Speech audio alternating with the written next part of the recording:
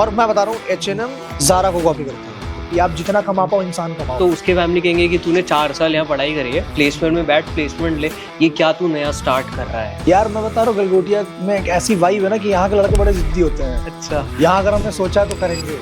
मैं फ्री में सारी इन्वेंट्री दे दूंगा आपको। आई बिलीव ये तो बढ़िया गिव अवे हो जाएगा सबके लिए। वेलकम अभिषेक भैया टू द पॉडकास्ट सेशन। कैसे हो आप? बिल्कुल बढ़िया, थैंक यू सो मच। बहुत टाइम से भैया वेट कर रहे थे हम इस सेशन का।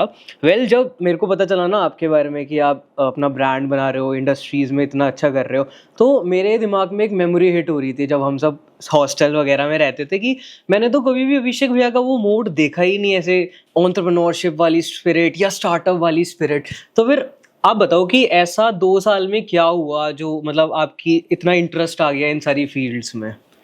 यार आरव, जब मैं कॉलेज में आया था स्टार्टिंग में, अगर मैं इस फील्ड में आया कैसे, तो मैं स्टार्टिंग में कॉलेज में आया था तो यार ऑब्वियसली उस टाइम कॉलेज ज्वाइन करता सबको होता है कि मैं तो अब आईटी इंजीनियर ही बनूंगा, बीटेक में आ गया हूँ भाई, मेरी रिप्लेसमेंट तो गूगल और माइक्रोसॉफ्ट में ही होगी। लेकिन सेकंड ईयर तक आते गए तो इतना समझ में आ चुका था कि इतनी बहुत बड़ी भीड़ है, ये बहुत बड़ी भीड़ है और उसमें आपको अपने खुद का मार्क बनाने के लिए you have to work very hard, बहुत ज़्यादा। तो फिर उसके बाद मैं सेकेंड ईयर में था तो मैंने नोटिस किया कि मेरे जितने सीनियर्स हैं भाई बहुत मेहनत कर रहे हैं, बहुत पढ़ाई कर रहे हैं। ओके। बहुत पढ़ाई करने के बाद वापस से आते हैं तो ऑब्वियसली जो एक्सपेक्टेशन होती है इतने पढ़ने के बाद वो नहीं मिलती है तो आदमी परेशान हो जाता है। मैं देखते देखते मुझे समझ में आया कि भाई अब मैं जब 4th ईयर में जाऊंगा तो मैं क्या करूंगा। बिल्कुल, मैं तो पढ़ने में भी तेज नहीं उतना। तो फिर उस समय ना मैं बैठ के सोचता था कि मुझे कुछ ऐसा करना है जिससे मैं पैसे कमाऊं, मुझे पैसे कमाने थे। तो उस समय मेरे दिमाग में हिट हुई एक चीज जिससे एक इंसान जो एक इंसान को नॉर्मल बेसिक नीड जिसको कहते हैं वो होता है रोटी कपड़ा मकान। अगर मैं इसमें कुछ बिजनेस करता हूँ जो उस समय सोचा था तो ऑब्वियसली ये ऐसी फील्ड है कि मैं अगर इंडिविजुअली मुझे कुछ चाहिए हुआ तो वो होगा खाना, होगा कपड़ा, वो होगा सोने के लिए घर। बिल्कुल, 3 बेसिक नेसेसिटी नॉर्मल इंसान की। 3 बेसिक नेसेसिटी थी, मैंने तीनों ट्राई कर लिया। ओके। तीनों ट्राई की थी। स्टार्टिंग तो मैंने मकान से मतलब प्रॉपर्टी एंड ऑल वाली चीजों से करा कुछ टाइम तक, लेकिन फिर उसमें घुसने के लिए बहुत बड़ी फंडिंग मुझे चाहिए थी। कॉलेज में रहकर ही? हाँ, कॉलेज में था तभी। दोस्तों के यारों के बीच से ही कर रहा था, दोस्तों के कुछ साथ भी कर रहा था लेकिन छिपा के भी कर रहा था। और जब मैंने प्रॉपर्टी एंड ऑल वाला करा था, कुछ पैसे मैंने ऐसा नहीं तो उसमें होता है कि you have to sell one thing for the someone else, तो आपको उसमें कुछ कमीशन बेस मिलता है। बिल्कुल मिल रहा था कुछ, लेकिन इंसान लालची होता है। मुझे और चाहिए था। ठीक है। उस और चाहने के लिए मेरे पास और बड़ी फंडिंग होनी चाहिए थी कि मैं कोई एक लैंड एक्वायर कर लूं, खरीद लूं, उसको बेचूंगा। तो शायद फिर मैंने वो छोड़ दिया। ठीक है। तो फिर ये तो मकान वाली चीज हट गई, अब रोटी वाली स्टार्ट हुई। मैं कहा अब मैं ना फूड इंडस्ट्री में जाऊंगा। मैं कहा मैं करूंगा, कुछ तो करूंगा। फिर मैंने भाई फूड ट्रक एक लिया। अच्छा, ठीक है। फूड ट्रक लिया, इधर ही कॉलेज के आसपास के लोकेशंस में ही मैंने स्टार्ट करा। तो वहां पे मैंने नोटिस करा कि मेरा जो शेफ था ना, वो क्या किया कि वो 3 महीने तक मेरे साथ था। ठीक है। और चौथे महीने उसने मुझसे बोला कि मेरी तबीयत खराब है, मैं जा रहा हूँ घर। मैं कहा ठीक है भाई चले जा। 15 दिन की छुट्टी लिख गया था, लेकिन 15 दिन बाद वो वापस नहीं आया। ओके। और 15 दिन बाद मेरे फूड ट्रक के सामने कोई दूसरा फूड ट्रक खड़ा था और ऑब्वियसली जो ऑडियंस थी, जो कस्टमर मेरे थे, वो उस पर डाइवर्ट हो चुके थे। फिर मैंने कहा ये भी इंडस्ट्री मेरे लिए नहीं है।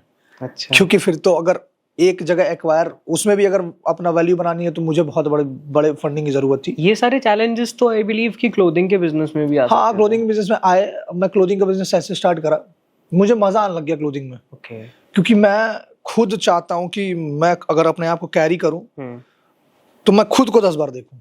कोई मुझे देखे या ना देखे, है ना। कि मैं अगर अपने आप को शीशे में देखूं तो मैं कितना भी परेशान हूँ, कितना भी मूड खराब हो, मेरा कहीं भी कुछ भी हो रखा हो, अगर शीशे में खुद को देख लूं तो मेरी ऐसी एनर्जी मुझे हिट करे ना कि मैं सब भूल जाऊं।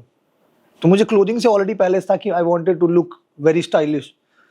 मैं कॉलेज में भी ऐसा रहता था, तुम लोगों ने देखा होगा, मैं हमेशा एकदम बन ठन के घूमता रहता था। सीनियर्स मुझे रोक रहा है कि तू ऐसे कैसे घूम रहा है एंड ऑल द थिंग्स जो भी। तो मैं उसके बाद आया क्लोथिंग में। कॉलेज में ही रह के मैंने स्टार्ट किया। 2-3 कॉलेजेस से मैंने बात की। हाँ, मैंने उसके बाद ये क्लब्स वगैरह में घुसा, अपने कॉलेज को छोड़ के बाहर। क्योंकि अगर अपने कॉलेज में घुसता तो मुझे पता था कि मेरे दोस्त आ रहे हैं कि मुझे खुद ही ले लेंगे, वो पैसे भी नहीं देंगे मुझे। तो भैया ऐसा क्यों हुआ कि आप सबको नहीं बताना चाहते थे और बहुत छुप छुप के अपने बिजनेस करा कॉलेज में? मैं बता रहा हूँ, अगर मैं सोचा था बताऊं, सब सोचते हैं कि अपने लोगों को बताएं कि मैं बिजनेस कर रहा हूँ, या फिर बताऊं कि यार मेरे दोस्त बोले कि भाई तू कुछ तो कर रहा है। लेकिन एक ना एक जगह ना दूसरा एक डर भी होता है कि इन अ केस अगर मैं फेल हुआ, मैं चाहता था कि मैं जब कर लूं, जब उसका एक रिजल्ट मुझे मिल जाए, तब मैं बताऊंगा कि मैंने ये कर लिया है, तो उसमें मजा आएगा कि हाँ मैं उसको फॉलो कर रहा हूँ।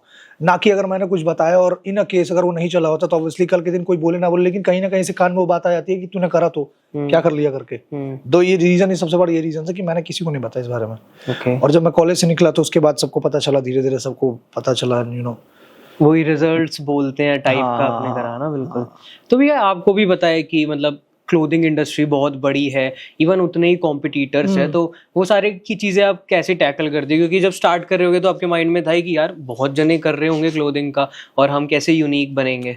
यार मैंने नोटिस करा, जब हमने पूरी टीम बना ली थी ना, हमारी जब पूरी टीम आ गई थी, तो हम लोगों ने अब देखना स्टार्ट किया कि हमारे कॉम्पिटिटर्स जो हैं वो क्या कर रहे हैं और क्या नहीं कर रहे हैं। जैसे कौन से कॉम्पिटिटर्स हैं? 2-3 लोग, we can not disclose the name, but हाँ हमारे सेम ही, मतलब हमारा उनका प्रोडक्शन भी सेम है। ओके। सब चीज सेम ही होती है। मतलब मैं बता रहा हूँ, क्लोथिंग इंडस्ट्री में एक टी शर्ट जो ब्रांड का लेबल लगा है वो भी, और जो आजकल की नई ब्रांड है वो भी, वो सेम ही प्रोडक्शन से आती है, बस एक लौता टैग का अंतर होता है। तो हम लोगों ने स्टार्टिंग में देखा कि बहुत बड़ी इंडस्ट्री है, सब लोग सेम चीज करना चाहता है, हर तीसरा बंदा कहता है कि मुझे क्लोथिंग इंडस्ट्री में जाना है, क्लोथिंग का बिजनेस करना है। बट उसके लिए एक टीम होनी चाहिए, जो मेरे पास थी, एक विजन होना चाहिए जो हमारे पास था, और हमारे पास गाइडेंस थी लोगों की। हमें, मेरे पास कुछ लोग ऐसे थे जो मुझे बता रहे थे, समझा रहे थे कैसे करना है बिजनेस। तो उसके बाद हम लोगों ने स्टार्ट करा, समझा, हम लोगों ने प्रॉब्लम निकाला क्लोथिंग इंडस्ट्री का।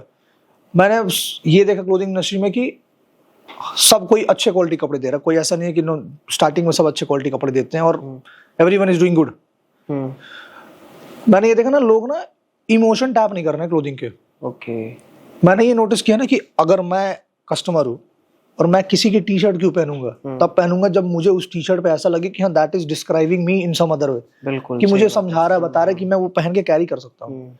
तो मैंने नोटिस किया कि अब आजकल तो जेनजीज का ही चल रहा हर चीज, फंकी दो चीजें लगा दो तो ऑब्वियसली लोगों को वो अट्रैक्ट करती है। वो चीजें मैंने देखा, मैं कहा ये भी चल रहा है इंडस्ट्री में। फिर मैंने, जो मेरी ब्रांड है कलयुगम, हम लोगों ने इसका नाम भी ऐसे यूनिक सा निकाला, कलयुगम। फिर उसको माइथोलॉजी से रिलेट करा कि हमारे रूट्स हमें पता होना चाहिए, हमारे जो कैरेक्टर्स पुराने थे, जो राम थे, रावण थे, महिषासुर, शकुनी, युधिष्ठिर, ये सारे कैरेक्टर्स हम वापस लाए। ये हमारी 3 थीमों में डिस्क्राइब हो गए, पाप पुण्य मोक्ष में।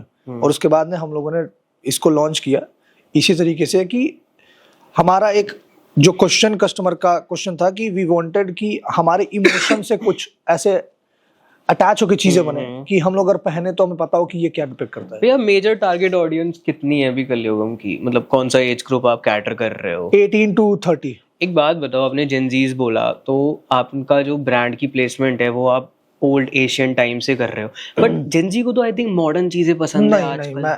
हाँ ये बात तो सही है, जेनजीज को मॉडर्न चाहिए, हाँ, लेकिन साथ में उनको ओल्ड मनी का भी टेस्ट चाहिए। हाँ, एक है फैक्टर छोटा सा, मैं भी देखता हूं। अब मैंने नोटिस किया कि अगर मैं अपने माइथोलॉजी की बात करूं, I am a very big devotee of Shiva. तो मैं बहुत चीजें नहीं जानता उनके बारे में, और बहुत लोग नहीं जानते हैं, लेकिन आजकल मैं जहां जिसको घुमा के सर पूछता हूँ तो सब कोई बात करता है कि महाकाल, महादेव, ठीक, और उनको उसकी चीजें पहननी भी है, लेकिन that too in a modern way. तो ये जो चीजें हैं ब्लेंड, वो जो पुराने ओल्ड मनी है ना, ओल्ड चीजें हैं ना, उसको ब्लेंड करके जो चीजें नई आ रही हैं, that is only this Gen Zs. यार सही कह रहे हो आप, जैसे मतलब जितनी भी जेनजीज है हम मान सकते हैं सारा मॉडर्न कल्चर है, बट एक छोटा सा टच है उनका ओल्ड कल्चर का, रिलीजन वाइज वगैरह वगैरह भी। तो नाम आपका कैसे सोचा आपने कलयुगम? अब इस नाम के पीछे ना 15 से 20 दिन की मेहनत है। अच्छा। बहुत नाम हम लोगों ने सोचे, मेरी पूरी टीम ने, मतलब हम लोगों ने एक दूसरे को टास्क दे रखा था। कैसे नाम सोचे? मतलब हमारे पास अलग अलग नाम थे, स्लैम था एक नाम, और किसी ने शून्य दिया था, शून्य, हाँ, किसी ने शून्य दिया था, ऐसे बहुत नाम थे। 15-20 दिन तक सबने की, देखते हैं किसका नाम चूज होता है। पूरी ये ऐसा नहीं कि इंडिविजुअल मेरा नाम है, ये मैं बताऊंगा नाम किसने चूज किया इस नाम को भी। 15 दिन के बाद हम लोग का सेशन हुआ कि अब हम लोग बताएंगे किसने कितने नाम सोचे हैं, और उसके पीछे का हमें we wanted to know the कि इसके पीछे डेफिनेशन क्या है, कि क्यों सोचा है। अच्छा, ऑब्जेक्टिव होना चाहिए, आपने एक नाम सोचा है तो ऐसे कुछ भी नहीं हो सकता, उसके पीछे का एक पूरी स्टोरी होनी चाहिए समझाने के लिए। बहुत सारे नाम आए, हम लोग को नहीं समझ में आया। हमारे पूरे जो भी हमारे 10-15 टीममेट्स हम बैठे, डिसाइड किए, तो एक नाम आया आखिरी में। हम लोग के पास कोई अंदाजा नहीं था कि हमारा एक टीममेट आएगा ऐसा नाम लेके, एंड वी वर लाइक कि ये क्या है। एंड उसने बताया कलयुगम, और लिटरली उस समय जब हम लोगों ने सुना था कलयुगम, तो कुछ ऐसा फील हुआ, कुछ टच हुआ कि कुछ तो है, ये वाई वाई की भाई कुछ है ये। और सत्यम था वो, सत्यम हमारे टीम में है, वो उन्हीं का नाम है ये कलयुगम। अच्छा। उनने ही नाम दिया था कलयुगम। और क्या ऑब्जेक्टिव था अभिषेक व्यास के पीछे का? उसके पीछे का ऑब्जेक्टिव ये था, उसका डेफिनेशन ये था नाम का कि we are living into an era जिसको कलयुग कह रहे हैं, कलयुग कह रहे हैं। तो उसके बाद हम लोगों ने बोला कि अब अगर इसी एरा में रह के यही हैं और क्लोथिंग करनी है तो कलयुगम की करते हैं।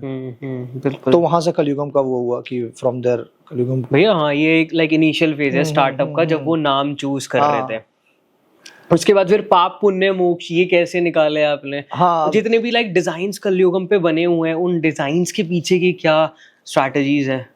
कलयुगम नाम डिसाइड होने के बाद ना मैंने एक और चीज नोटिस की क्लोथिंग इंडस्ट्री में ही, कि एक सेगमेंट में अगर एक क्लोथिंग ब्रांड जाता है ना तो उसी में वो बंद जाता है। जैसे कि जो भी क्लोथिंग ब्रांड है वो एक ही सेगमेंट बेच रहे हैं, मतलब एक ही थीम को वो फॉलो करते रहते हैं। मैं नहीं चाहता था ये, मैं अपने आप को बांध के नहीं रखना चाहता था एक थीम पे। दैट इज व्हाई हम लोगों ने लॉन्च किया कलयुगम। और ये कलयुग से रिलेटेड है, जो कि कलयुग में ही होता है, पाप भी होता है, पुण्य भी होता है, और उसी में मोक्ष भी हासिल होती है। वहीं से ये पाप पुण्य मोक्ष का सेगमेंट आया था। और पाप में हमारे ऐसे हैं कि पाप में बहुत ही पावरफुल प्रिंट्स हैं, पावरफुल कैरेक्टर्स हैं जिनके प्रिंट हैं जो नेगेटिव वे में पूरे दुनिया पे रूल करना चाहें। अब एग्जांपल देंगे तो रावण हो गया, महिषासुर हो गया, शकुनी हो गया, ये सारे कैरेक्टर्स ऐसे हैं। वैसे ही पुण्य में भी सेम ही चीज है कि उसमें हमारे जैसे कैरेक्टर्स हैं जो हमेशा अपने सराउंडिंग को, अपने आसपास को बचा के रखे हैं। राम हो गए, शिव हो गए, और कुछ रिलेटेड प्रिंट्स हो गए, इन सब से रिलेटेड प्रिंट सेगमेंट होगा, ये हो गया। और मोक्ष में ऐसा है, मोक्ष में कुछ नहीं है। इट्स ओल्ड मनी, जो ओल्ड मनी होता था पहले के लोग जो कपड़े पहनते थे, plain shirt, plain pant, no prints. Okay. तो हमारे तीनों से आपने मेरे को बताया अभी कि आप लाइक नीश में नहीं रहना चाहते थे, डाइवर्स करना चाहते थे। तो मतलब अगर किसी के पास दो रास्ते हो, एक फाउंडर या एंटरप्रेन्योर के पास, कि या तो वो पहले से ही अपनी ऑडियंस खोल के चले कि भाई मैं तो सबको टैप करूंगा इतने बड़े, और एक दूसरा सोच रहा है कि मैं ऐसे चलूंगा, पहले इतनों को टैप करूंगा, फिर मैं इतनों को करूंगा, और फिर मैं इतनों को करूंगा, तो आपके हिसाब से क्या प्रॉस कॉन्स इसमें है? क्या प्रॉस कॉन्स इसमें? मैं बताता हूँ। अगर मतलब मैं इस तरीके से सोचता हूँ कि मेरी वही सेम ऑडियंस है, ठीक है, जो पाप भी खरीद रही है, जो पुण्य भी खरीद रही है, और जो मोक्ष भी खरीद रही है। ये इनके इमोशंस अलग अलग हैं। ये ना कपड़े मंगाते हैं अपने इमोशंस के हिसाब से मंगाते हैं।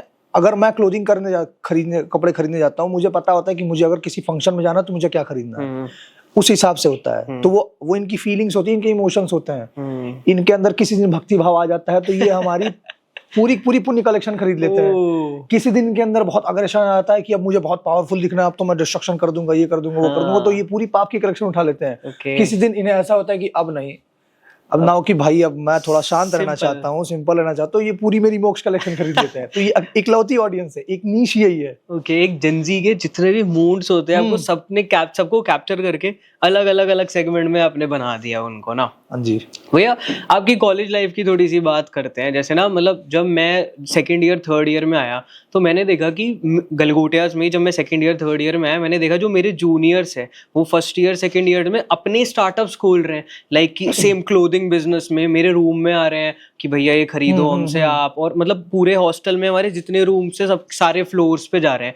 तो ये एंटरप्रेन्योरशिप की स्पिरिट गलगोटियाज में बिल्कुल अभी चल ही रही है। तो आप इसके बारे में क्या कहना चाहोगे? यार मैं बता रहा हूँ, गलगोटिया में एक ऐसी वाइब है ना कि यहाँ के लड़के बड़े जिद्दी होते हैं। अच्छा। यहाँ अगर हमने सोचा है तो करेंगे, और वो इस तरीके से होता है ना कि हमारे आसपास ऐसा माहौल होता है कि हम ऐसे तरीके से यहाँ पे अपने कॉलेज हॉस्टल में रहते हैं कि हम धीरे धीरे उन सब चीजों सीख रहे होते हैं कि हमें कैसे करना है, वो कोई बताए ना बताए।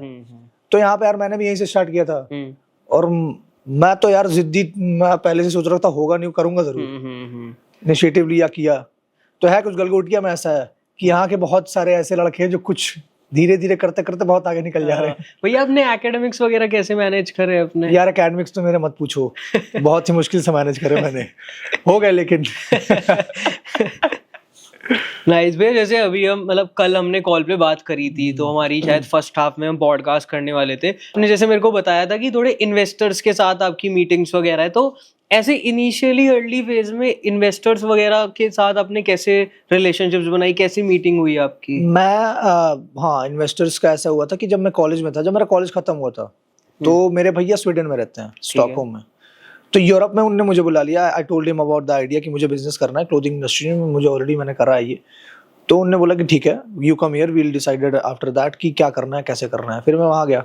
फिर वहाँ से ना हम लोगों ने पिच करा इन्वेस्टर्स को. मैंने पिच करा वहाँ पे यूरोप में, बहुत सारे इन्वेस्टर्स को पिच करा. फिर वहाँ से हमारे इन्वेस्टर्स जो है हमारे पास जो भी हैं वो मिलना स्टार्ट हुए थे. तो yes, from there we got lot of investors, lot of what, हाँ, वी हैव गुड इन्वेस्टर्स. तो कैसे फंड रेज करा, पूरा स्क्रैच से बताओ ना कि कैसे रीच आउट करा. जैसे मान लो अगर कोई एक नॉर्मली इंजीनियरिंग ग्रेड को अपना स्टार्टअप खोलने के बाद रीच आउट कर सकता यार, अगर किसी को किसी से बात करनी है ना प्रोफेशनली, एक इंसान को तुम मेल लिखते रहो, एक दिन नहीं देखेगा, 2 दिन नहीं देखेगा, 3 दिन नहीं, 100 दिन नहीं देखेगा, लेकिन एक दिन वो इरिटेट होकर देखेगा और वो तुम्हारे जिद के हिसाब से तुमसे बात करेगा कि तुम मुझसे क्या चाहते हो. और वो तुम्हारा वो उस समय ना तुम्हारा टाइम होगा कि तुम अब बता दो तुम मुझसे क्या चाहते हो. क्योंकि इन्वेस्टर्स पता है वो देख रहे होते हैं कि तुम्हारे अंदर कितना जिद है तुम्हारे अंदर एक चीज का. हाँ, एक चीज को लेके तुम पेशेंटली फॉलो अप करते रहो उसको लेके कि हाँ मुझे चाहिए करना है.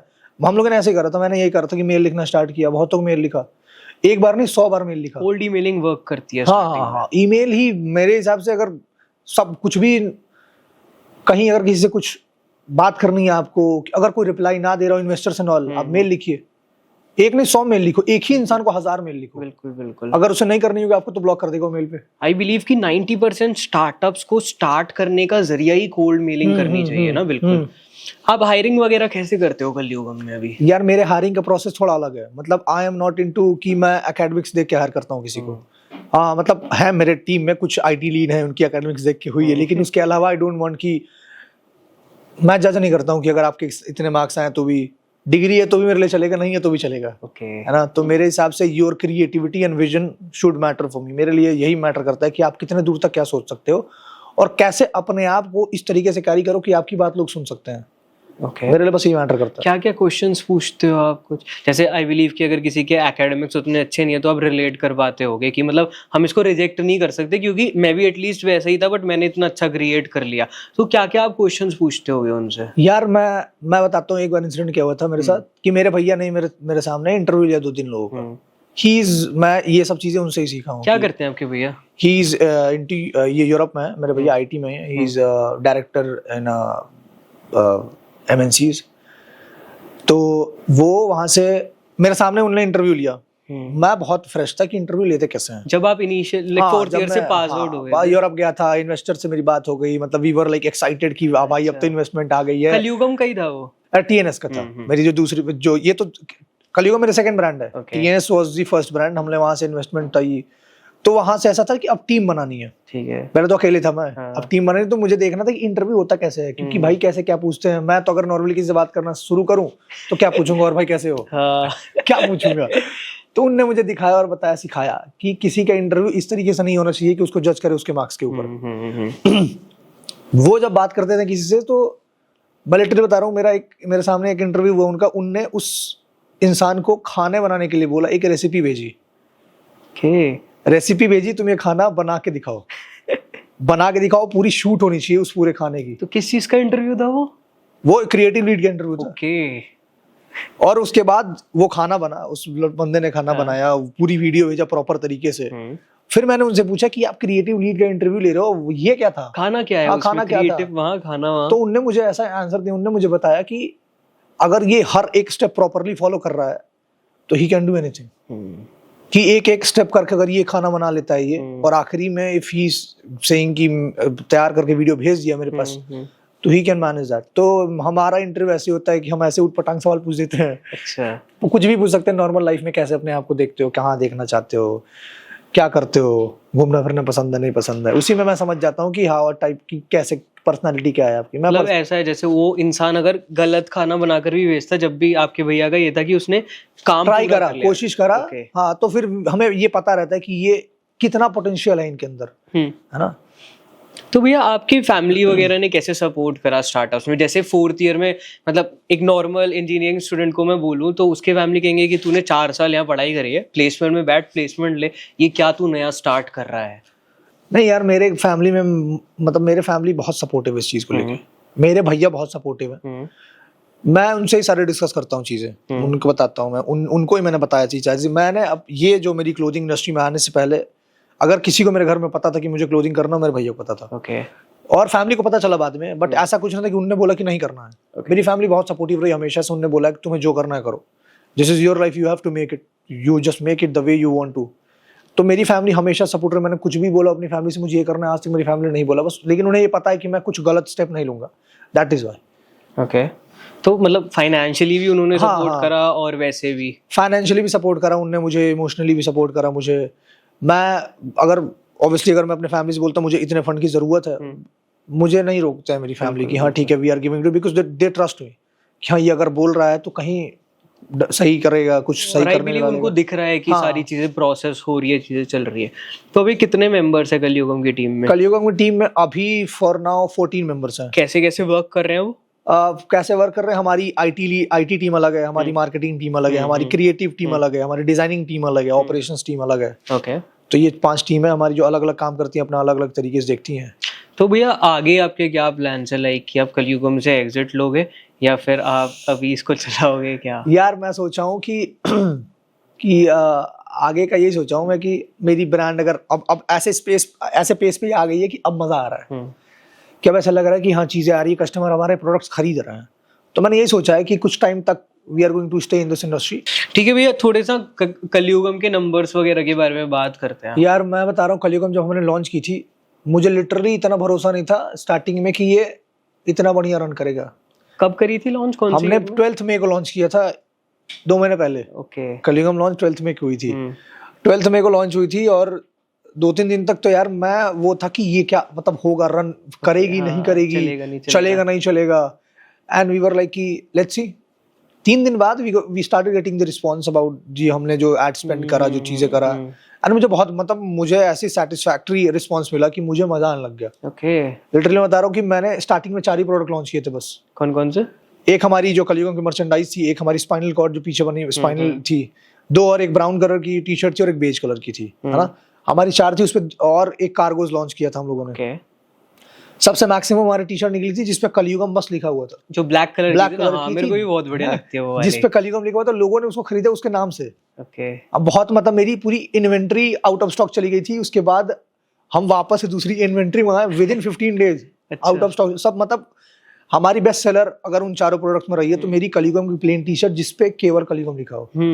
फिर उसके बाद से तो नंबर्स इज लाइक कि अब हमें ऐसा लगता है कि वी हैव कुछ तो ऐसा है हमारे ऊपर, कोई जादू उदू है कि कुछ सही चल रहा है, चीजें सही हो रही हैं। तो मार्केटिंग वगैरह कैसे करते हो आप, जो इतना ज्यादा स्पाइक आ गया एकदम से? यार मार्केटिंग हम इस तरीके से करते हैं ना कि मार्केटिंग हम हर तरीके से कर रहे हैं मार्केटिंग। अगर मेरे पास मार्केटिंग एजेंसी है जो मेरे लिए काम करती है, मेरे पास मार्केटिंग टीम है खुद की जो काम करती है, मेरे पास खुद की क्रिएटिव लीड्स हैं और क्रिएटिव की पूरी टीम है जो अलग अलग पोस्ट, अलग अलग बैनर, अलग तरीके से हर इंसान से कोलैबोरेट, हर एक ये जो आजकल टेक वगैरह चल रही हैं उन लोगों से कोलैबोरेट करके, इन्फ्लुएंसर से हमारी खुद पर्सनल बातें चल रही है और खुद के कनेक्शंस भी हैं। तो ये कुछ ऐसी चीजें भी हैं कि हमारे खुद के पुराने कनेक्शंस भी अब मैं यूज कर रहा हूँ। तो इस तरीके से आई कैन सी कि ये सारे जब ये 5-6 चीज मैं मिला रहा हूँ ना, तो आई कैन सी कि ये स्पाइक दे रहा है मुझे। मजा आ रहा है इसमें कि हाँ अब ऐसा लग रहा है कि हो रहा है। भैया तो अभी आप कैश बर्न कर रहे हो? हाँ मतलब फॉर नाउ की हो रहा है, मतलब तो वो कैश टीएनसी वाले उसका ब्रांड है या इन्वेस्टर्स? टीएनएस की ही सब ब्रांड कलयुगम है।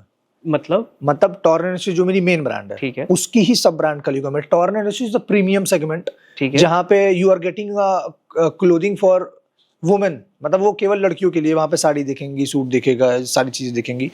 कलयुगम लॉन्च हमने यूनिसेक्स करा था इसीलिए, क्योंकि मैं जब टीएनएस पे काम कर रहा था, जब भी हमारा अभी भी टीएनएस एक्टिव, तो मैं ना देख रहा था कि मैं खुद ही एक लड़का हूँ, मैं अपनी खुद की क्लोथिंग ब्रांड से कपड़े नहीं खरीद सकता हूँ, है ना। और भी लोग थे, तो मैंने कहा मैं कलयुगम लॉन्च करता हूँ, वहाँ पे यूनिसेक्स चीजें करता हूँ, तो उसकी वहां से कलयुगम का हुआ, और कलयुगम इज अंडर टीएनएस। टीएनएस आपने जब स्टार्ट करा था, जब आप वो वाला रोटी कपड़ा मकान वाला तब वो टीएनएस था। ओके, ऐसा नहीं है भैया कि टीएनएक्स लाइक खाली वुमेन्स के लिए और साड़ी वाला सेगमेंट है, और कलयुगम की तो टारगेटेड मार्केट बिल्कुल अलग है, तो ये इंटर मैच कैसे करेंगे? यार दोनों अलग अलग है, दोनों अलग अलग है, मतलब सॉर्ट ऑफ डॉटर कंपनी बोलते हैं ऐसा, ये वाला होता है इसमें। ये दोनों कंपनी ऐसी है कि दोनों कंपनी तो एक ही है, दोनों का मतलब नीश अलग अलग है, नीश अलग अलग है। अब साड़ी ऑब्वियसली हमारी जनरेशन उतनी नहीं पहनना पसंद करती है, अचानक से मूड करता है आज मेरा फेयरवेल है तो मैं साड़ी पहन के जाऊंगी और कुछ है तो साड़ी पहन के जाऊंगी, but obviously her time sari कोई नहीं पहनना पसंद करता है हमारे एज की, जो हमारी ऑडियंस है। ऑब्वियसली वो ऐसी ऑडियंस है जो कॉर्पोरेट वर्ल्ड में है या फिर जो 30, 35, 25 के अबव है, वो अलग नीश है उसका, तो वो पूरी नीश ही अलग है टीएनएस की, हमारी ये नीश अलग है। वैसे सपोर्ट कैसे करता है टीएनएस? सपोर्ट इस तरीके से करता है, हमारी टीएनएस की टीम हमारी कलीगों की टीम इंटरकनेक्टेड है कि हमारे कुछ लोग टीएनएस पे भी काम करते हैं और कलीगों पे भी काम करते हैं, तो हमारा समझ लो दोनों एक ही चीजें हैं, अलग अलग चल रही हैं, आधे टीम के मेंबर्स अलग हैं बस और आधे तो सेम ही है दोनों के। तो भैया आपने जो ये कलयुगम की टी शर्ट पहन रखी है, इसकी क्या प्राइसिंग है? ये हमारी कलीगुम प्लेन मर्चेंडाइज है, इसकी 999 है प्राइस हमारी वेबसाइट। ओके, अब इसको हम ब्रेक डाउन करते हैं लाइक कि इसका पूरे 100% में से कितना हमारा लाइक कॉस्ट लगती है मैन्युफैक्चरिंग में, कितना आप प्रोडक्शन में देते हो, मार्केटिंग टीम में, और लास्ट में फिर कितना प्रॉफिट बचता है आपको एक पर्टिकुलर मर्चेंडाइज से? यार अगर मैं डिस्क्राइब करूँ, अगर हमारे लिए कोई प्रोडक्ट 100 रुपए का है तो उस पे हमारे 30% प्रोडक्शन कीमत मान लो, ठीक है, 30% के ऊपर 30% के अप्रॉक्सी आप मार्केटिंग भी मान लीजिए सेम ही होती है, ठीक है, 60% ये हो गया, 25% आप हमारे जितने भी एक्सपेंस हो गए एम्प्लॉइज की सैलरी से लेके ऑफिस के एक्सपेंसेस रेंटल से लेके, तो मिला के तो 90-95% तो हमारे पास बचता, अभी कुछ नहीं बच रहा है, बस 5% वो भी बच जाता है, कभी कभी नहीं बचता है। ओके, तो मतलब आपको कोई रनवे आपके पास आपने डिफाइन कर रखा है कि जैसे अभी 2 महीने पहले कलयुगम स्टार्ट हुई है कि अब आप नेक्स्ट 3 या 4 मंथ में प्रॉफिटेबल हो जाओगे, ऐसा कुछ डिफाइन है, कुछ प्लान्स हैं? यार नेक्स्ट 3 से 4 मंथ में तो प्रॉफिटेबल होना मुश्किल है। ओके, क्लोथिंग इंडस्ट्री में इतना जल्दी प्रॉफिट में मैं नहीं आ सकता, बट यस 3 से 4 मंथ में वेयर वी कैन सी कि हम एक अच्छे पोजीशन धीरे धीरे एक्वायर कर लेंगे, तो 3-4 महीने में तो ऐसा हो जाएगा कि we will be getting some amount of money कि अब मिलना स्टार्ट हो जाएगा। ठीक है, जैसे आपने मतलब ब्रेक डाउन करी चीजें और आपने एंड में लगाया कि 10% का आपको प्रॉफिट बच रहा है, ठीक है, और वो भी बट फिर बर्न हो ही जाता है कहीं ना कहीं चीजों में, तो इसको ओवरकम करने के लिए क्या कर रहे हो आप चीजें, क्योंकि आई बिलीव ये तो सबसे इम्पोर्टेंट काम है। अब इसको ओवरकम करने के लिए यार हमारी जितनी मार्केटिंग हो रही है, जितनी भी चीजें हो रही है, इसीलिए हो रही है, एक बार मेरे ब्रांड की वैल्यू बन जाए, नाम बन जाए, तो हमारा प्रोडक्शन कॉस्ट कम लगना स्टार्ट हो जाएगा। जब मेरी बहुत सारी टी शर्टें मार्केट में उतरना स्टार्ट होंगी, अभी भी जा रही हैं बट उस लेवल पे नहीं जा रही क्योंकि मेरी प्रोडक्शन ही उतनी नहीं है अभी, तो हमारा जब प्रोडक्शन बढ़ना स्टार्ट होगा, हमारे लिए जो ये 30% 100 रुपए में 30% प्रोडक्शन कॉस्ट है वो डिक्रीज होकर मेरे लिए 6 से 7% हो जाएगा। ओके, वहां से मार्केटिंग भी कम हो जाएगी क्योंकि अगर प्रोडक्शन में हमारी कम पैसे लगे, मार्केटिंग में कम पैसे लगेंगे, जब मार्केटिंग का ऑलरेडी जब कम, तो ये स्लैब ना खाली हो जाएगा कि ये यहाँ से ना चीजें होना स्टार्ट हो जाएंगी, हाँ then we will start earning की ये चीजें होंगी। जैसे मैं एक प्लेन टी शर्ट की बात करूँ, जैसे ये व्हाइट प्लेन टी शर्ट है, अब आपको ही पता है कि ये 1000-2000 रुपए में आती होगी और 100-200 रुपए में भी आती होगी, तो आप क्वालिटी के टर्म्स में क्या बात करोगे क्लोथिंग ब्रांड में? यार क्वालिटी के टर्म्स में चीजें 80 रुपए से भी स्टार्ट होती हैं क्लोथिंग ब्रांड में, और 80,000 तक भी जाती हैं, 80 लाख तक भी जाती हैं, ऐसी है ये इंडस्ट्री। मैं अगर अपनी क्लोथिंग पे अपनी क्वालिटी की बात करता हूँ तो हमारी क्वालिटी यार जितने में मैं दे रहा हूँ, जितने में मैं प्रोवाइड करा रहा हूँ, उतने में मेरे जो कॉम्पिटिटर्स हैं जैसे ब्लू ऑरेंज हो गए, ओके, और भी 2-3 नाम है, मैं आपको बता दूं, ब्लू ऑरेंज मेरे सेम क्वालिटी की T shirt you will go on their website, you will find it of 4,000 rupees, 3,000 rupees, 5,000 rupees, मैं सेम चीज 999 में दे रहा हूँ, कोई नहीं दे सकता है। ऐसे कैसे मतलब क्वालिटी डिस्ट्रीब्यूशन होता है, जैसे 1000 रुपए की और 100 रुपए की, तो कपड़े के ऊपर ही होता होगा? कपड़े की क्वालिटी होती है, जीएसएम होते हैं अलग अलग। जीएसएम मतलब ना, जीएसएम मतलब कपड़े की जो जितनी थिकनेस होती है वो जीएसएम से होती है। okay. जैसे कि कपड़ा जो पतले होते हैं, पतले से जो जैसा थिकनेस बढ़ती है वैसे जीएसएम इंक्रीज करना स्टार्ट होता है, और जितना ज्यादा जीएसएम होता है उतनी बढ़िया क्वालिटी होती है कपड़े की, और जीएसएम के हिसाब से ही कपड़े की कीमत होती है। ओके, और हमारे में जैसे कि what we are selling is of 240 to 260 GSM, that is a premium thing. Okay, GSM की भी आई बिलीव वैरायटीज होती होगी, उसमें आप 220 के, मेरा बिलीव है कि 220 के ऊपर अगर कोई आपको प्रोवाइड करता है, क्योंकि क्लोथिंग तो बहुत बढ़िया क्वालिटी होती है 220 के ऊपर जीएसएम में। जैसे मतलब क्लोथिंग बिजनेस में ही हमें पता है कि ज़ारा, H&M बिल्कुल टॉप पे वो बैठे हैं, तो उनकी केस स्टडीज भी आपने करी होगी, आपको क्या लगता है कि उन्होंने ऐसा क्या अलग करा जो वो इतने अच्छे लेवल पर बैठे हैं क्लोथिंग बिजनेस? यार ज़ारा और H&M तो अब they are king of this industry. बिल्कुल, H&M तो पूरा का पूरा, अब उसकी जितनी भी क्लोथिंग होती है वो सारी जेंजीज के लिए होती हैं। वो ऐसे कॉन्सेप्ट उठा के लाता है और मैं बता रहा हूँ H&M ज़ारा को कॉपी करते हैं, ओके। क्योंकि ज़ारा पहली ऐसी इंडस्ट्री और वो पहली चीजें डालती है जहां से लोग कॉपी करना स्टार्ट करते हैं। ज़ारा को कम्पीट करने के लिए भी टाइम लगेगा बहुत लोगों को, नहीं कर पाएगा कॉम्पीट। ज़ारा की मार्केटिंग की इतनी बड़ी वैल्यू है, जहां पे हम 10-12 क्लोथिंग ब्रांड खोल दे उसकी मार्केटिंग के पैसे बस। ओके। वो इतनी बड़ी मार्केटिंग, इस लेवल की मार्केटिंग करता है ज़ारा। किस लेवल, मतलब कैसे वो करता है, कैसे प्लेसमेंट करता है मार्केटिंग वगैरह की, कुछ आइडिया? यार उनकी मार्केटिंग बहुत बहुत अलग तरीके की होती है। मतलब ज़ारा तुमसे बोलेगा कि नहीं कि आप आओ कपड़े खरीदो मुझे, ओके, नहीं बोलेगा। अच्छा। आप खुद जाएंगे ज़ारा के पास कि मैं कपड़े खरीदता हूँ आपसे। नाइस। ज़ारा एक टैग बन गया है ना कि आप कहीं भी जाओ, आप ये नहीं बोलोगे मैं कपड़े पहना, आप बोलोगे आई एम वेयरिंग ज़ारा, हाँ ये बोलोगे आप कि है ना। यो H&M का भी आई एम वेयरिंग H&M, ये सेम चीज है। ये सारी इंडस्ट्री में ऐसा ही हो गया। अब people are only buying the names. हाँ, जैसे प्रीमियम हाँ। प्रोडक्ट में भी बात करें कि फोन, आईफोन बोलेंगे हम तो हाँ, सीधा कि ना। अगर मैं ये नहीं बोलूंगा कि मैं फोन लेकर रखा हूँ, मेरे पास आईफोन है हाँ, ना। और मैं अगर ज़ारा की बात करता हूँ, अगर ज़ारा में सबसे घटिया क्वालिटी की भी टी शर्ट अगर खरीदते हैं तो भी यही बोलूंगा कि मैं ज़ारा मैं पहना हूँ। ज़ारा पहनता ये हूँ। नहीं बोलूंगा कि मैं यार वो 900 रुपये लाया हूँ या फिर 600 लाया हूँ। तो आप ऐसा क्या कर रहे हो, मतलब जैसे अगर एक नॉर्मल बंदा है तो उसको अगर वो आपसे ही पूछे अभिषेक भैया से कि मैं क्यों खरीदूं कलयुगम, तो क्या आंसर है आपके पास? यार पहली बात तो मैं उससे जबरदस्ती नहीं बोलूंगा तुम मुझसे कलयुगम खरीदो। मैं ऑब्वियसली बोलूंगा कि आप मुझसे कलयुगम मत खरीदिए। आई विल नॉट से कि आप खरीदो ही मत खरीदो मुझसे। लेकिन ये है कि मैं उससे इतना बता दूंगा कि आप जाओ दूसरे ब्रांड से कपड़े खरीद लो, मैं आपको फ्री में दे देता हूँ। क्वालिटी मैच कर लो। अगर आपने बोल दिया कि मेरी क्वालिटी उनसे खराब है, हाँ, तो मैं बता रहा हूँ कि आप जो बोलो मैं वहां रोक दूं, मैं फ्री में वो करा दूं, आपको सारी इन्वेंट्री दे दूं आपको। आई बिलीव ये तो बढ़िया गिव अवे हो जाएगा सबके लिए। तो ये जैसे आपने स्टार्टिंग में एक कॉम्पिटिटर का नाम लिया था, तो उनके साथ कैसे डील करते हो? क्योंकि हमने जब डिस्कस करा था कि इसमें तो इतने ज्यादा कॉम्पिटिटर्स है कि हर हफ्ते ही खुल रहे होंगे नए टी शर्ट क्लोथिंग के ब्रांड्स, कैसे आप उनको देखते हो कॉम्पिटिटर्स? हमारे कॉम्पिटिटर्स हैं जैसे कि 2-3 नाम है, जैसे ब्लू ऑरेंज हो गए, अहंकार हो गए, दे आर डूइंग गुड। मतलब वो they are giving the good quality. ऐसा नहीं है कि they are not giving good quality, they are doing good. लेकिन मुझे ना उनकी प्राइसिंग से प्रॉब्लम है। अच्छा यार इतने महंगे कपड़े तुम्हें देने की जरूरत क्या है यार? क्यों, मतलब क्यों जरूरत? 4000 कपड़े और लोग खरीद भी रहे हैं। हाँ, मेरे पास आओ भाई, जितने लोग उनके कपड़े खरीद रहे हो मैं वही सेम चीज देता हूँ, कम में दूंगा। ओके, ये that is my promise. I can literally I can compete on this quality thing। Okay. आप मैं लिटरली बता रहा हूँ, मैं जब भी इस बारे में बात करता हूँ मैं कंफ्यूज होता हूँ कि हाँ ठीक है आप क्वालिटी दे रहे हो भाई, क्वालिटी दे रहे हो, लेकिन अपनी ऑडियंस को समझो भी तो यार। कि मैं 5000 में, मतलब मैं अगर एज अ कस्टमर किसी दुकान पे जाऊँ और मुझे अगर कोई बोले कि 5000 रुपए की टी शर्ट है, मैं नहीं लूंगा। बिल्कुल मैं नहीं लूंगा, मैं H&M और ज़ारा चला जाऊंगा। हाँ बिल्कुल, अगर हमें इतना एक्सपेंसिव पॉइंट चाहिए तो लोग प्रेफर करेंगे वहीं मैं जाओ। H&M जाऊंगा, ज़ारा जाऊंगा, लुई विटॉन जाऊंगा। यहाँ भाई 5000 में नाम भी तो खरीद रहा हूँ मैं। बिल्कुल। बोलूंगा कि ज़ारा पहन घूम रहा हूँ, H&M पहन रहा हूँ, लुई विटॉन पहन घूम रहा हूँ। तो यार मुझे इनसे, मतलब कॉम्पिटिटर से सब ठीक है, लेकिन मुझे अच्छा लगता है कि बढ़ाओ, तुम प्राइस बढ़ाओ, तुम बढ़ाओ भाई। फिर जैसे मतलब हमने स्टार्टिंग में बात करी कि कैसे स्टूडेंट्स अपने अपना खोल रहे थे, तो एक बिल्कुल ना मैंने मतलब एक स्टूडेंट की मेंटालिटी पकड़ी थी। उसने मेरे को क्या बोला कि वो कैसे बिजनेस चला रहा है, लाइक कि वो सदर बाजार जाता है ना, वो मतलब वो जो 100 रुपए वाली टी शर्ट जो होता है वो बल्क में खरीद लेता है कि 10 या 20 टी शर्ट वो उसने 100 रुपए वाली खरीद ली, 2000 की उसको 20 टी शर्ट पड़ गए। अब वो यहाँ आकर सिंगल टी शर्ट 200 रुपए 250 रुपए में अपने फ्रेंड्स को थोड़ी बहुत मार्केटिंग करके सोशल मीडिया पे बेच रहा है।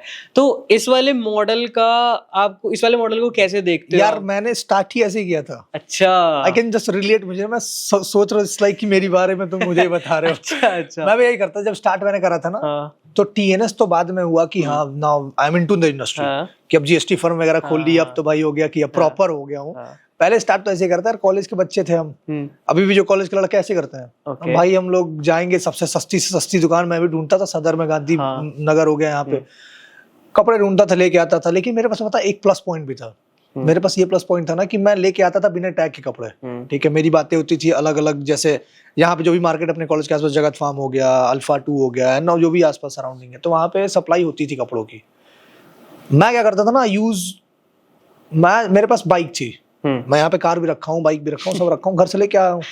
तो मैंने अपने एसेट्स को ना बहुत अच्छे से यूज करा है। अगर कोई बंदा मर्सिडीज से उतरता है और वो बोलता है कि इस टी शर्ट की कीमत 200 रुपए, भले 20 रुपए की हो, सामने वाले को मानने मजबूर हो जाएगा वो कि हाँ ये 200 की ही होगी।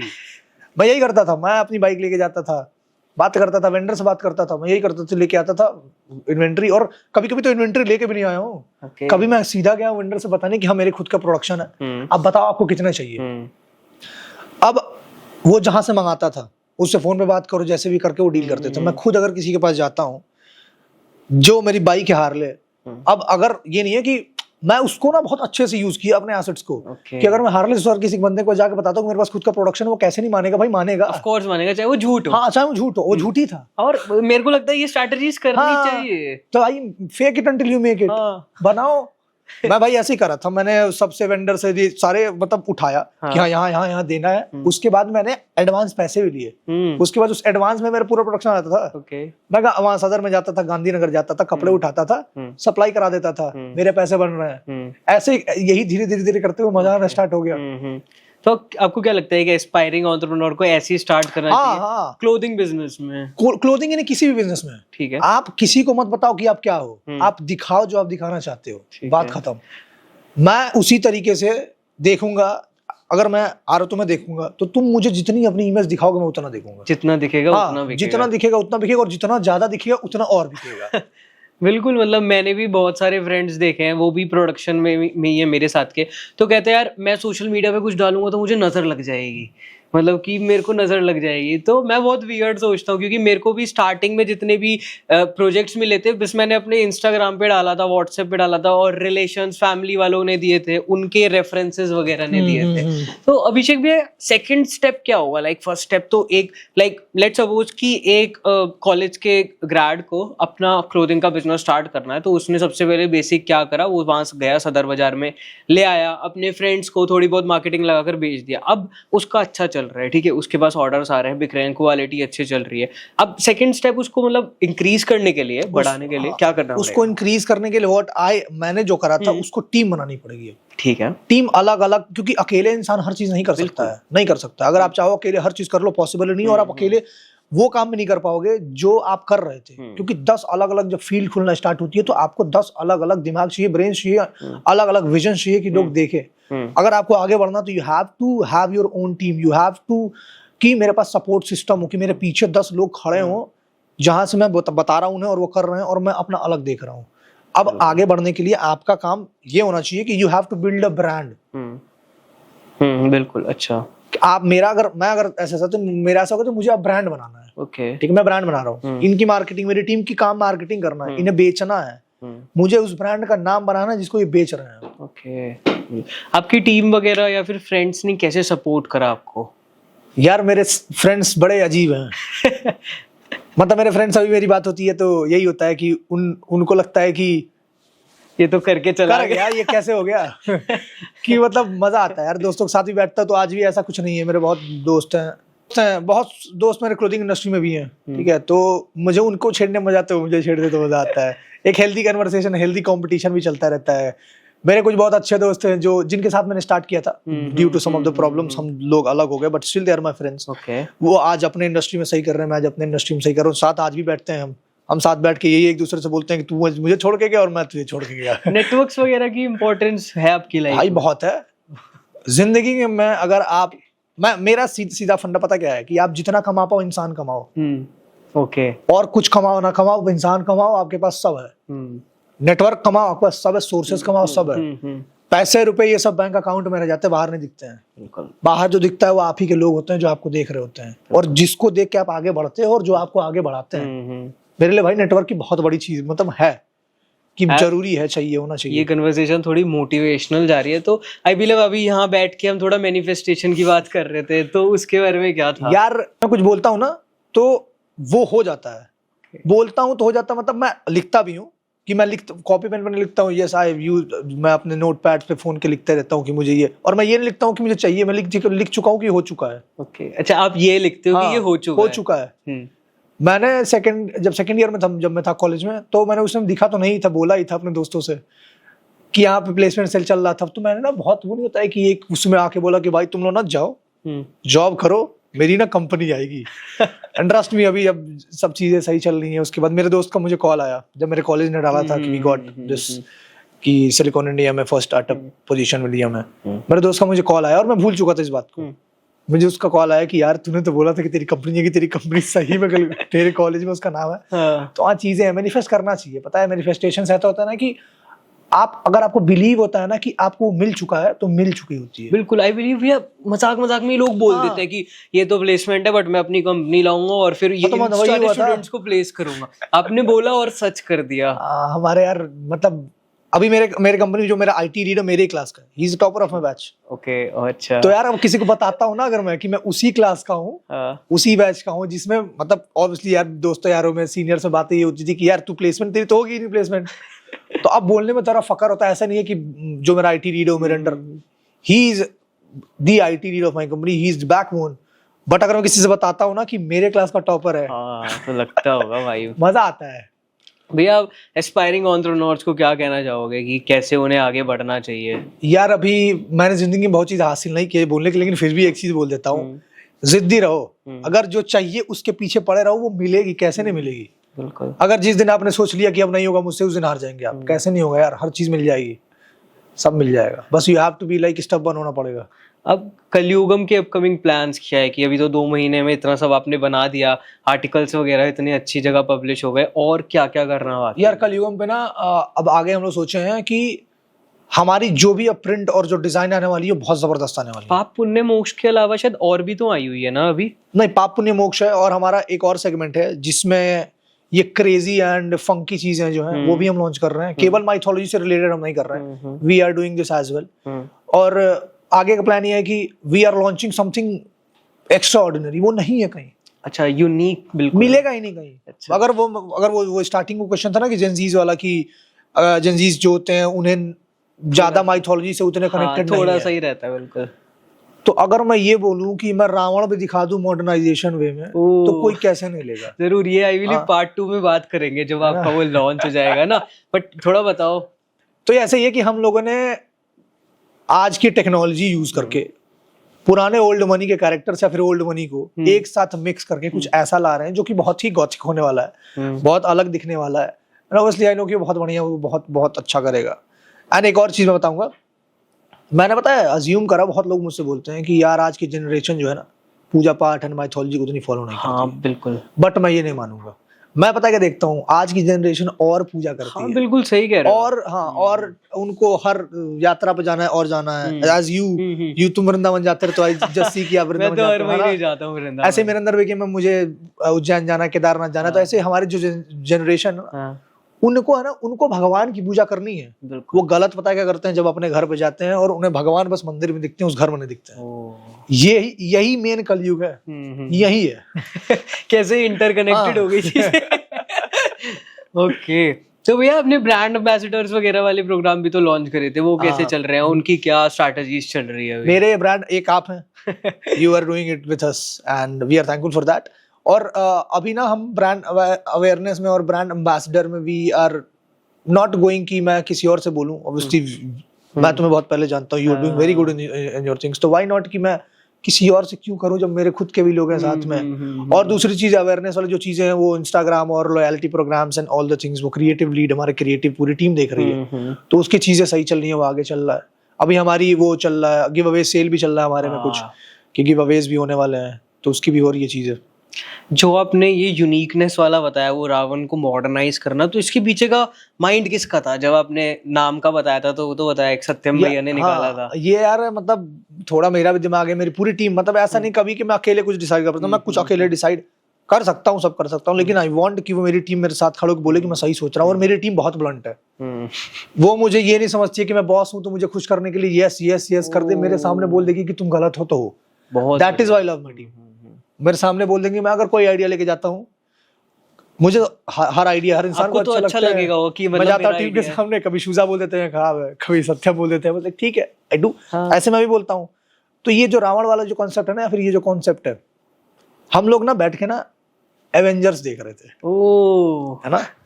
अब अगर आप एवेंजर देख लो, अब मैं जो बोल रहा हूँ समझ चुके होगे आप कि मैं क्या बोलने की कोशिश कर रहा हूँ। Go and see Iron Man and then relate to Ravan. हाँ बिल्कुल भैया, ऐसा रहता है ना कि मतलब टीम फाउंडर बहुत ही कॉम्प्लेक्स, पूरा दिन काम वगैरह वगैरह की आइडियाज जब भी आएंगे, बट आपको कितना यूनिकनेस ने आया कि आप मतलब बैठ के नॉर्मल मूवी देख रहे थे और जब आपको एक आइडिया आया ना।